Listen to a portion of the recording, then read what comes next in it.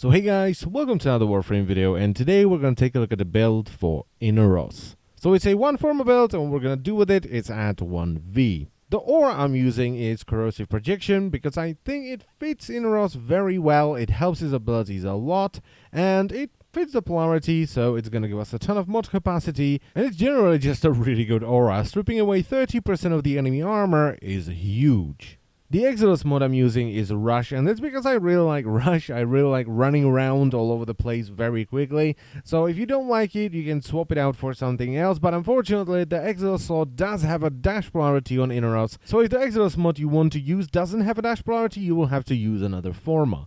Now, as far as the mods are concerned, I'm using Transient Fortitude and Intensify for power strength, and this helps all of Inaros' abilities, but most importantly, Devour and Sandstorm. Then I'm using Flow so I can bank up more energy and therefore use more abilities because I really like the toolkit on Inaros. Then I'm using Streamline so I can once again cast abilities more often, but it also helps a ton with Scarab Armor because without Streamline, Scarab Armor is just gonna destroy your health pool. Then we have Rage, which is the perfect mod for energy generation on Inaros because you have a ton of health and you don't have any shield. So as soon as you get hit, you will get some energy.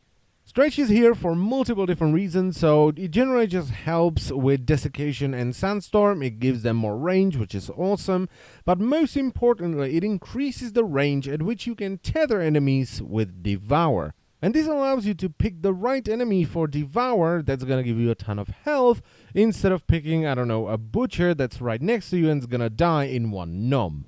And finally, we're gonna add Vitality and Steel Fiber, and this is gonna give you a ridiculous amount of health and really good armor. So I really like Inaros, and I like his entire toolkit.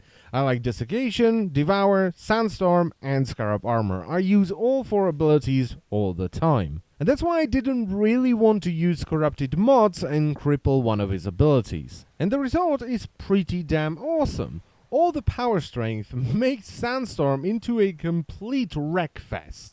And it makes Devour really good. It does a lot of damage and it heals a ton. I did cripple power duration a little bit with Transient Fortitude, but it doesn't hurt that much. It's not a lot of power duration, and the only thing it really affects is just the blind or the crowd control from Desiccation, which is still long enough. And because we added Stretch to the build, the stun from Desiccation or the crowd control affects a pretty big area as well. Now, the thing I like the most about Inaros is how active the playstyle is. You know, you're stunning or crowd controlling dudes with Desiccation, you're eating the big guys with Devour, and if there is too many enemies, you will just Sandstorm and kill them. And throughout the entire mission, you will be stacking up Scarab Armor, so you're always doing something, and it's really fun. And the best thing is that if you're playing it smart, you pretty much cannot die or get downed. I did a 2.5 hour survival with this dude, and I didn't use a single revive. And even if you screw up, his passive is gonna kick in and you're gonna get locked up in the sarcophagus and you can revive yourself. So from me, Inaros gets 10 out of 10 bananas all day, every day. Now, before I end the video, I want to give you just 2 quick tips for playing Inaros. So first of all, if you're doing low-level missions against low-level enemies, remove the weapon from your Sentinel, because they really like to shoot enemies that you're trying to devour, which means you're not really gonna get any health from them. And tip number 2, Ancients have a ridiculously high power resistance, which means Devour is gonna do bugger all damage to them, which is really good. Because that means you can numb on them for like 30 or 40 seconds before you kill them, and it still heals you for the full amount, and you are invulnerable while you're numbing on them. Although I have a feeling that that may change relatively soon, because it's broken as hell.